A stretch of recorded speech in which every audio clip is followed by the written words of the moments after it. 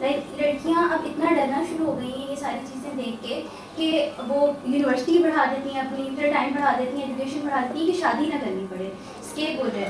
اور پھر اس کے بعد گھر میں پتہ چلتا ہے کہ مطلب میری بیٹی کا ایک کوئی اس کے شوہر کا ایکسٹرا میرٹل افیئر چل رہا ہے، تو مائیں کہتی ہیں کہ تمہاری ہی غلطی ہے. یعنی جب نوجوان نسل کے گھر ٹوٹتے ہیں اور تیزی کے ساتھ ٹوٹتے ہیں تو لوگ کہتے ہیں بجائے اس کے کہ بعد میں اتنا درد فیل کرو پہلے ہی اس رشتے کی طرف جاؤ ہی نہیں. اس وجہ سے ایجوکیٹ کرنا بہت پر سب سے زیادہ حق کس کا ہے؟ تو آپ نے فرمایا اس کے شوہر کا. انہوں نے پوچھا کہ ایک مرد پر سب سے زیادہ حق کس کا ہے؟ تو آپ نے فرمایا اس کی ماں کا. طلاق کا باب ہی نہ کھلتا اگر سارے دیندار جو ہے وہ رشتہ نبھا سکتے ہوتے. خلا کا سلسلہ اللہ سبحانہ تعالیٰ کی کتاب میں اس کے بارے میں کچھ نہ ہوتا اگر سارے دیندار رشتہ نبھا سکتے ہوتے. رشتہ آیا وہاں سے لے کے رشتہ طے ہو گیا. یہ جو سفر ہے اس میں سب سے پہلے جس چیز کی ضرورت ہے استخارہ کرنا، پھر چھان بین کرنا بھی ہے. لڑکا اور لڑکی اگر محرم رشتہ دار کے موجودگی میں آپس میں بیٹھ کے بات چیت کرنا چاہیں تو یہ آسان ہے، ان کو کر لینی چاہیے بات. اس کی وجہ یہ ہے کہ انہوں نے ساری زندگی گزارنی ہے بھائی، اس کے لیے کسی قسم کی حیا اور اس چیز کو پیش نظر نہیں رکھنا چاہیے. نکاح کی شرط ہے ایجاب و قبول، ایجاب و قبول. میں آپ سے یہ پوچھنا چاہوں گی، رشتہ آنے سے لے کے رشتہ پکا ہونا اس چیز کا کیسا اندازہ لگاتے ہیں کہ وہ رشتہ ہمارے لیے بہتر ہے؟ اور کبھی کبھی ماں باپ کہتے ہیں کہ یہ رشتہ ہماری نظر میں آپ اس سے کر لیں نکاح، لیکن پھر وہ رشتہ خراب ہو جاتا ہے، وہ کچھ بھی غلط ہو جاتا ہے تو پھر کہتے ہیں قسمت پہ تھا، یہ قسمت میں تھا. تو پھر ہم مقدر تقدیر اور ماں باپ کے فیصلے میں ہم کیسے ڈفرینشیٹ کریں کہ کیا ہمارے لیے بہتر ہے؟ اللہ کے رسول صلی اللہ علیہ وسلم نے فرمایا 4 چیزیں جن کی بنیاد پر رشتے کیے جاتے ہیں: حسب نسب، مال، جمال اور دینداری. تم دینداری کو ترجیح دینا. تو بات تو واضح ہے، یعنی جس بنیاد پر رشتہ کرنا چاہیے وہ دینداری. کون اللہ سبحانہ تعالیٰ سے زیادہ تعلق رکھنے والا ہے کہ سچا دیندار کون ہے؟ اس بنیاد پر اگر رشتہ کرنا ہو تو اللہ سبحانہ تعالیٰ رشتہ آیا وہاں سے لے کے رشتہ طے ہو گیا. یہ جو سفر ہے اس میں سب سے پہلے جس چیز کی ضرورت ہے استخارہ کرنا، پھر چھان بین کرنا بھی ہے. جس بنیاد پر رشتہ طے کرنا وہ دینداری ہے، وہ اللہ کے رسول نے بتا دیا. عام طور پر ہمارے یہاں جب رشتہ طے کیا جاتا ہے تو اس کی بنیاد یا مالداری ہوتی ہے یا حسب نسب ہوتا ہے یا اس کے علاوہ یعنی کوئی بھی اور چیز ہو سکتی ہے، لیکن دینداری کو ہمارے یہاں کم بنیاد بنایا جاتا ہے. تو یہی اصل میں سب سے بڑا پرابلم ہے. دینداری کی بنیاد پر ہوگا تب بھی کوئی ضروری نہیں ہے کہ دینداری کی بنیاد پر ہونے والے رشتے ناکام نہیں ہو سکتے. ناکام تو وہ بھی ہو سکتے ہیں، انجام ان کا طلاق کا باب ہی نہ کھلتا اگر سارے دیندار جو ہے وہ رشتہ نبھا سکتے ہوتے. خلا کا سلسلہ اللہ سبحانہ تعالیٰ کی کتاب میں اس کے بارے میں کچھ نہ ہوتا اگر سارے دیندار رشتہ نبھا سکتے ہوتے. اسی لیے اللہ تعالیٰ نے یہ گنجائشیں بھی رکھی ہیں الحمدللہ. تو طریقہ کار تو یہی ہے. جزاک اللہ خیر. جی نیکسٹ کوسچن. جی السلام علیکم. میں آپ سے پوچھنا چاہ رہی تھی کہ بیوی پر شوہر کا کتنا حق ہوتا ہے، کہاں تک، اور جو بیوی ہے کیا وہ اپنی چھوٹی چھوٹی خواہشات پر بھی شوہر کی مرضی کو فوقیت دے؟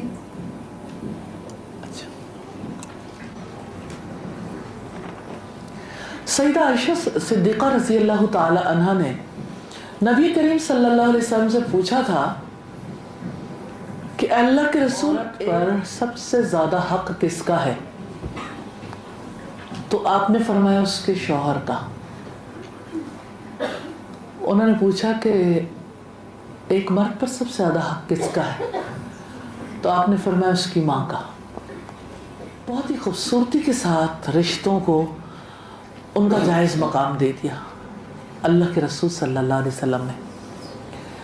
اب بات یہ کہ آپ نے کہا کہ ایک عورت پر مرد کا حق کتنا ہے. مرد کا حق فائق ہے، یعنی مرد کا راز وہ رکھے گی،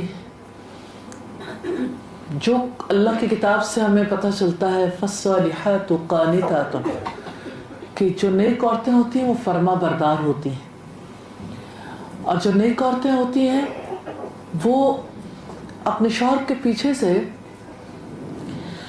غیب میں، اس کی غیر موجودگی میں اپنی عزت کی اور اس کے گھر، اس کے بچوں کی حفاظت کرنے والی ہوتی ہیں۔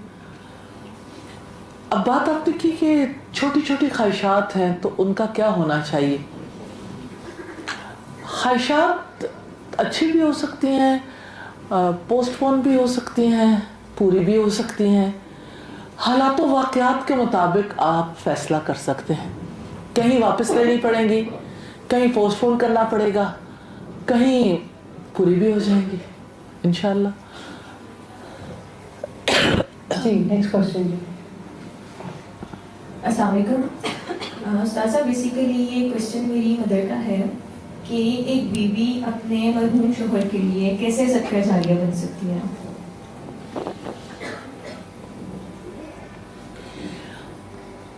اولاد کے صدقہ جاریہ ہونے کا تو ہمیں اللہ کے رسول صلی اللہ علیہ وسلم کے فرامین سے پتہ چلتا ہے۔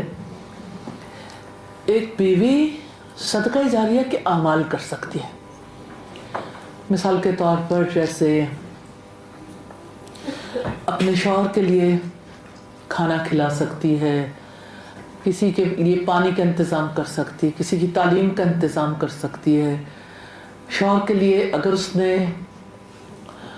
حج نہیں کیا اور وہ پہلے حج کر چکی ہے تو حج بدل کر سکتی ہے، الاؤڈ ہے۔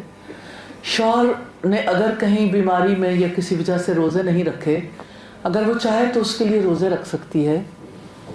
اسی طرح سے یعنی صدقہ جاریہ میں بہت سے اعمال ہیں جو اعمال وہ انجام دے سکتی ہے اس کے جانے کے بعد۔ دوبارہ فقہی سوال کیا، می سے وہی تک۔ استاذہ میرا آپ سے سوال ہے کہ میں نے اپنی فیملی میں یہ چیز دیکھی ہے کہ ایک عورت سیکریفائس کر رہی ہے اپنی اولاد کی وجہ سے، مینس کہ ان کا ہسبینڈ ان کو بہت ڈسرسپیکٹ کرتا ہے، بٹ وہ پھر بھی سیکریفائس کر رہی ہے صرف اپنی اولاد کی وجہ سے۔ اس میں ایسا کیا کیا جائے؟ ان سے رہا بھی نہیں جا رہا بٹ وہ رہ بھی رہی ہیں صرف اپنی اولاد کی وجہ سے، تو مطلب اس میں کیا مطلب کیا جائے؟ کوئی قرآن کی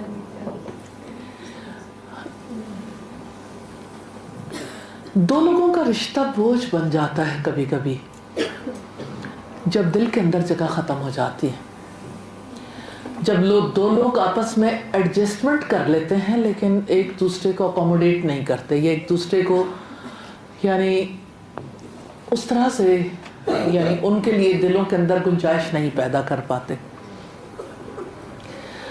تو ایسے میں کیا کیا جائے جب کہ ایک عورت اپنے لیے نہیں، شوہر کے لیے بھی نہیں، اپنے بچوں کے لیے قربانی دے رہی؟ اگر ایک عورت اتنا بڑا سٹیپ لے لیتی ہے تو پھر اسے شکوہ نہیں کرنا چاہیے، کیونکہ اس نے دل سے تو نکال دیا نا، وہ شوہر کے لیے تو رہ ہی نہیں رہی، تو شکوہ کاہے کا؟ وہ تو بچوں کے لیے رہ رہی ہے، تو جب بچوں کے لیے رہ رہی ہے تو اسے شکوہ نہیں ہونا چاہیے۔ ہاں اچھا یہ ہے کہ وہ شوہر کے لیے رہنا شروع کر دے تاکہ اس کا دل قرار پکڑے، تو پھر اپنے طرز عمل پہ نظر ثانی کرنی چاہیے اور یہ دیکھنا چاہیے کہ کیوں اس نے دل سے ان اچھے لمحات کو بھی نکال دیا اور دوسرے کی جو خوبیاں ان کو بھی نظر انداز کر دیا، اور ایک شخص جس کے ساتھ وہ اپنا وقت نہیں گزارنا چاہتی ان کے ساتھ رہ بھی رہی ہیں، ان کے بچے بھی پال رہی ہیں، اور یہ ہے کہ آپس کا ایک تعلق ہے جسے نبھا بھی نہیں رہی، تو مجھے لگتا ہے کہ کہیں یعنی ان چیزوں پر زیادہ کاؤنسلنگ ہونی چاہیے، کیونکہ تو پرسن ٹو پرسن ویری کرتا ہے نا، کہ دلوں کے اندر بہت ساری باتیں سنبھال کے رکھی ہوتی ہیں۔ اگر آپ اسے اسلامی اصطلاح میں دیکھیں تو یہ بغض ہوتا ہے، بغض میں کینے میں بدل جاتی ہیں، پھر انسان ایسی اسٹیج تک جا پہنچتا ہے جہاں وہ دوسرے کے لیے انتقامی رویہ رکھتا ہے، کسی طرح سے دل آپس میں ملتے نہیں۔ اسلام تو یہ راستہ بتاتا ہے کہ اگر وہ دونوں حقوق میں کمی پر کمپرومائز کرنا چاہیں کر سکتے ہیں، لیکن اگر جدا ہونا چاہیں تو اللہ دونوں کو اپنی وسعت سے بہت کچھ عطا کر دے گا. تو اگر بچوں کے لیے کمپرومائز کیا ہے تو شکوہ نہیں کرنا چاہیے. انشاءاللہ. جزاک اللہ خیر. جی اور اس واسطے سوال ہے جی. السلام علیکم. میرا سوال ایک ایسے ٹاپک پہ ہے جو مجھے لگتا ہے کہ بہت نگلیکٹڈ ہے اس دور میں، اور وہ ہے ایکسٹرا میرٹل افیئرس. لڑکیاں اب اتنا ڈرنا شروع ہو گئی ہیں یہ ساری چیزیں دیکھ کے کہ وہ یونیورسٹی بڑھا دیتی ہیں، اپنی پھر ٹائم بڑھا دیتی ہیں، ایجوکیشن بڑھا دیتی ہیں کہ شادی نہ کرنی پڑے، اسکیپ ہو جائے.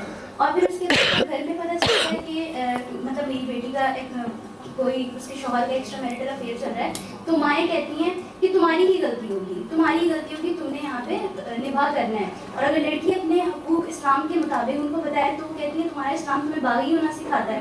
تو بیسیکلی اس دور میں ہم نے جیسے رول آف مومن میں بھی پڑھا کہ بریرہ کو بھی حق تھا، اور حضور صلی اللہ علیہ وسلم نے بھی اس کو کنونس نہیں کیا کہ وہ اس مرد کے ساتھ رہے.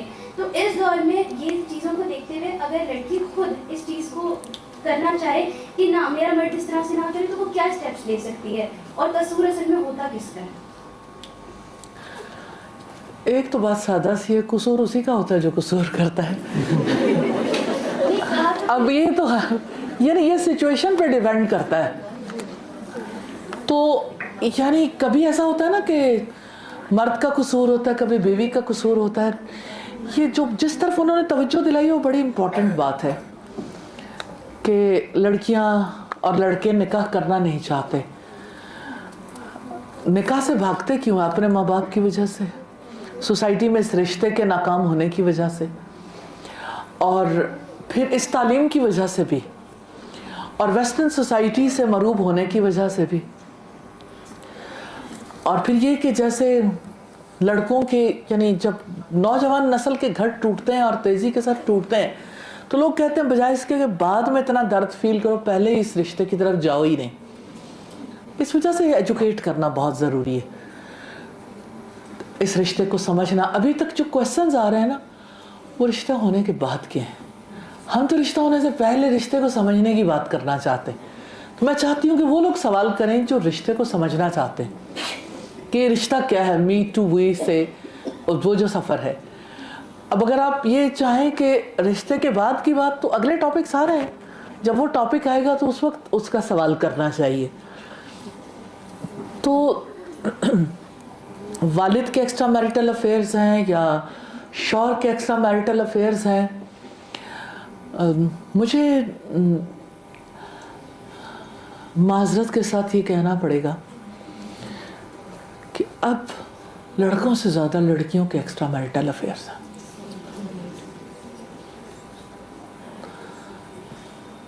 کس کے ہاتھ پر اس قصور کو تلاش کریں؟ یعنی ہر ایک کے حالات ایسے ہیں، اور ظاہر ہے کہ ایسی سوسائٹی میں رہتے ہوئے اصولی طور پر ماں باپ کو اور لڑکے کو بھی یہ دیکھنا چاہیے دینداری کی بنیاد پر نکاح ہو. جب دینداری کی بنیاد پر ہوں گے، گاڈ فیئرنگ ہوں گے، تو ایکسٹرا میرٹل افیئرز بھی نہیں ہوں گے. استاذ ایک اور چیز بھی تو ہے نا، آپ نے بالکل درست کہا، جو ہمارا ایجوکیشن سسٹم ہے، جو ہمارا لائف سٹائل ہے، اگر کوئی بچی یونیورسٹی جاتی ہے، کالج جاتی ہے اور وہ اس کا افیئر نہیں ہوتا اور وہ یونیورسٹی کالج سے باہر آ جاتی ہے، تو یہ عام گھرانوں کی میں بات کر رہی ہوں، وہاں کہا جاتا ہے اب رشتہ مشکل ہے، یعنی اپنا بر خود نہیں تلاش کر سکی. یہ ایک اپروچ سی خدا نخواستہ بنتی چلی جا رہی ہے، اور اسپیشلی خاص طبقے میں تو بہت زیادہ ہے. اور اگر وہ بچی اپنی حیا کی حفاظت کرتی ہے تو ڈیفینیٹلی ایسے معاملات نہیں ہیں. لیکن بے شمار پریشر ہوتا ہے یہ والی بات کا کہ بچے آپس میں جو بھی ہے، وہ بعد میں نبھ رہی ہے یا نہیں نبھ رہی، دس از اے سیکنڈ ڈیبیٹ، لیکن بچے آپس میں ایک دوسرے کے ساتھ ایڈجسٹڈ ہو چکے ہوتے ہیں، اور وہی بچتے ہیں جو یہ ان چیزوں کی طرف دھیان نہیں دیتے، تو رو رہے ہوتے ہیں. اور یہ جو والی بات آپ نے کہی، شاید لگتا ہے کہ نہیں ایسا نہیں ہے، لیکن اگر یونیورسٹیز کالجز میں اور جو بچیاں آ کے بات بتاتی ہیں اور جو لوگ آ کے ڈسکس کرتے ہیں، یعنی حیا کی حفاظت کو بے وقوفی بھی سمجھا جاتا ہے معذرت کے ساتھ، کہ ٹھیک ہے جی کوئی اسی میں کوئی عیب ہوگا جس کی وجہ سے اس کا کوئی بوائے فرینڈ نہیں ہے. تو اس اپروچ کے ساتھ جو نیک بچی ہیں وہ کیا کریں؟ اور ماں باپ کا بھی ایک پریشر ہوتا ہے. میں نے ایسی ماؤں کو بات کرتے دیکھا ہے جو کہتے ہیں کہ خود سے کچھ پسند کر لینا, ہمارے اوپر نہ ڈال دینا ذمہ داری. بہت ماں باپ ہیں جو ابھی بھی پاکستانی معاشرے میں فرض ادا کر رہے ہیں. جیسے ہم نے ملیشین معاشرے میں دیکھا میں یہی بات آپ سے کہ وہاں تو ڈیسائیڈڈ ہے, جتنی یوتھ سے پیرنٹس نے یہ ڈیسائیڈ کر رکھا ہے کہ بچے ہی ڈیسائیڈ کریں گے. پیرنٹس ان کے بارے میں ڈیسائیڈ نہیں کر سکتے کہ وہ کس سے شادی کریں گے. لڑکا لڑکی کو اتنی آزادی ہے, آزادی کہہ لیں یا ایک پرنسپل نارم ہے. اب میں نے بہت ساری پاکستانی فیملیز سے بھی وہاں پہ پوچھا کہ آپ جٹ صاحب بٹ صاحب اپنے بچوں کو الاؤ کریں گے کہ جب وہ یہ ڈیسیژن کریں گے, کیونکہ یہ ایکسیپٹڈ نارم ہے. ابھی کسی حد تک ہمارے معاشرے کا بھی ایکسیپٹڈ نارم ہوتا چلا جا رہا ہے, لیکن وہ بچیاں جو پھر حیا کی حفاظت کرنا چاہتی ہیں, جو ان چیزوں میں ڈلج نہیں ہونا چاہتی, کیا وہ لمٹ کو انڈرسٹینڈ نہیں کر پا رہی ہیں کہ کہاں پر لمٹ ہے, کس حد تک وہ اپنی پسندیدگی کا اظہار کر سکتی ہیں, یا اس طرح کی سچویشن میں کیا کرنا چاہیے؟ فائزہ جی جو آپ نے بات کہی ہے اس میں بڑی, یعنی آپ نے خود ہی وضاحت کر دی ہے. بات یہ ہے کہ لمٹ ٹھیک ہے تو وہ حفاظت کر رہی ہیں, جس کی وجہ سے وہ دوستیاں نہیں کر پا رہی. تو اللہ کی حد میں رہنا, اللہ کی باؤنڈری میں رہنا, اس سے افضل کام کیا ہو سکتا ہے؟ لیکن پھر رشتوں میں تاخیر بھی بہت ہو رہی ہے. دیکھیے رشتے میں تاخیر ہونا محض اس وجہ سے نہیں ہوتا, اس کی بہت سارے اور اسباب ہیں. اگر رشتے میں تاخیر بھی ہو جائے نا تو اللہ سبحانہ تعالیٰ کے ہاں اس کا اجر بہت بڑا ہے. بے شک. لیکن اگر کوئی یعنی اس بنیاد پر کہ رشتے میں تاخیر نہ ہو, ایکسٹرا میریٹل یا یہ کہ چھپی دوستیاں رکھنا چاہیں, تو نیچرلی یہ ایک حرام کام ہے. اور اللہ سبحانہ تعالیٰ ایسے حرام کام کرنے والوں کو اگر اس دوران کسی کی موت آ جائے تو اس کا کیا سٹیٹس ہوگا؟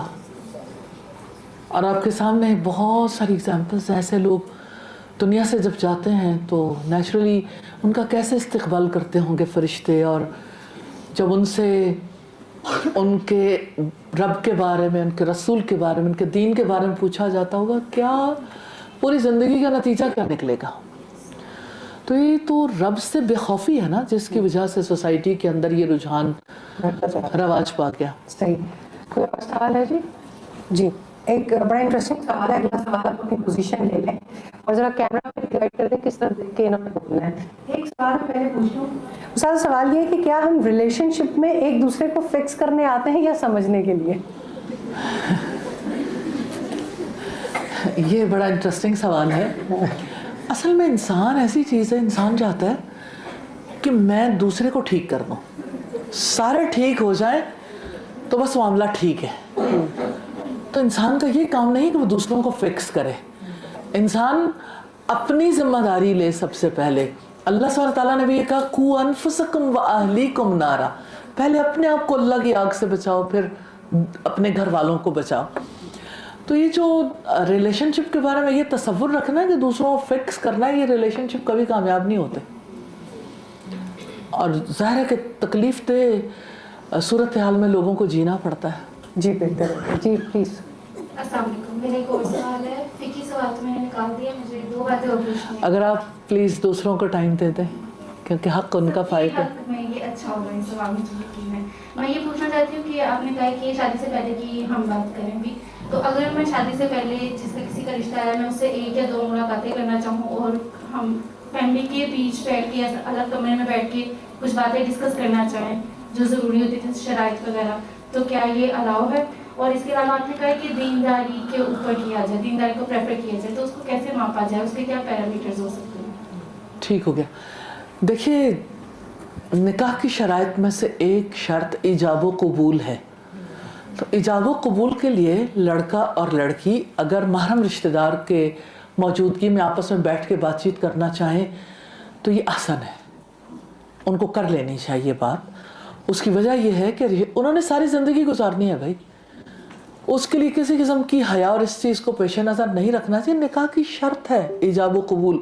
ایجاب و قبول کا مطلب یہ نہیں ہے کہ عین موقع پہ نکاح کا رجسٹر لے کے نکاح خواہ آئے اور کہے قبول ہے, اور وہ کہیں قبول ہے, یہ قبول ہے کہ دوپٹہ پہنا دیں. تو یہ قبول ہے کہ دوپٹہ نہیں ہے, مطلب اس میں دونوں کو دیکھنا چاہیے, لڑکے لڑکی کو, کہ آپس میں ایسی ہم آہنگی ہے کہ گزارا کر سکیں گے, اس رشتے کو نبھا سکیں گے یا نہیں.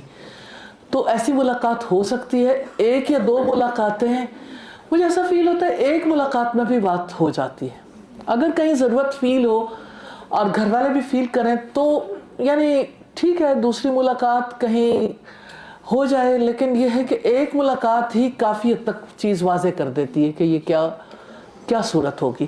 اور اس میں ایک پردہ آبزرونگ خاتون بھی ہے یا لڑکی ہے تو وہ بھی پردہ کر کے نہیں بیٹھے گی, کیونکہ نکاح کے لیے مرد بھی دیکھنا چاہتے ہیں جہاں بات طے ہو جائے, یعنی یہ آلموسٹ یہ آخر تک بات پہنچی بھی ہو اور واقعی رشتہ ہونا ہو تو بیٹھنا چاہیے. ایسا نہیں ہے, انہیں یہ کہنا چاہیے کہ اگر یہ بات ہماری آپس میں فیملیز میں طے پا جاتی ہے تو ایک ملاقات ہم کروا سکتے ہیں. اگر باقی چیزیں سب طے ہو گئی تو پھر لڑکے لڑکی کو دکھایا جا سکتا ہے. یہ خاندانوں میں ایسی بات نہیں ہوتی کہ پتہ نہیں چل رہا ہوتا کہ رشتہ چلے گا یا نہیں چلے گا. یعنی ہم نے رشتہ کرنا ہے یا نہیں کرنا, 70 باتیں دیکھنے والی ہوتی ہیں. اگر وہ باقی تمام باتیں دیکھ چکے تو آخر میں انہیں کہیں کہ صرف تصویر نہیں, ملاقات کروا دیں گے. لیکن اگر رشتہ کرنے کا ارادہ ہو تو پہلے سے یہ تو مناسب نہیں ہے کہ آپ کی پروفائل جو ہے وہ پورے انٹرنیٹ پہ گھوم رہی ہو. اور میرا آپ سے یہ زیادہ یہ رشتے کرنے کے لیے ایک ایکسیپٹیڈ نارم بن چکا ہے نا. پہلی بات ہی جب آپ کسی کا رشتہ کہتے ہیں تو آپ کہتے ہیں پہلے پروفائل بھیجو. باقی باتیں بھیجی جا سکتی ہیں اور خواتین آ کے دیکھ لیں, اور یہ ہے کہ اگر رشتہ کرنا ہوگا تو بیٹھ کے بات ہو سکتی ہے.